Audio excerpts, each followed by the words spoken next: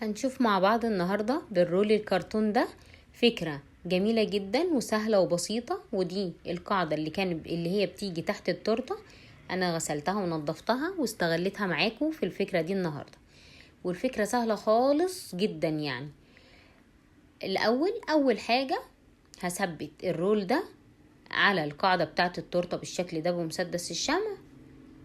ما ننساش بقى لو مش مشتركين في القناة يا ريت نشترك ونفعل زر الجرس عشان يوصل لكم اي فكرة جديدة انا بعملها، ولايك وشير والكومنت الجميل اللي انا بستناه منكم دايما.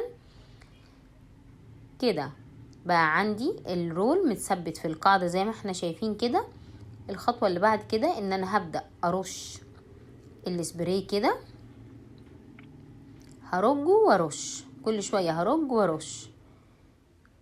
سهلة خالص وبسيطة، والسبراي طبعا بيثبت على الكرتون بمنتهى السهولة، مفيش مشكلة خالص زي ما انتوا شايفين كده.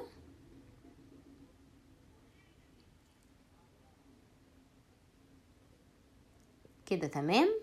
هستنى شوية بس لما السبراي ينشف. الفكرة سهلة وبسيطة وممكن اي حد يقدر يعملها بمنتهى السهولة. هبدأ بعد كده اهي بالشكل ده.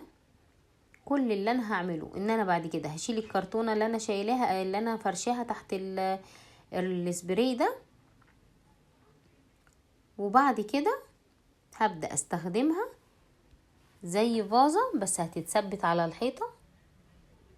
هحط فيها اي نوع زرع صناعي انا عندي، وبقى شكلها ده النهائي.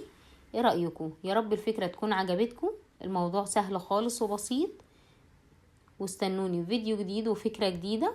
وما تنسوش اللايك والشير والكومنت الجميل. باي باي.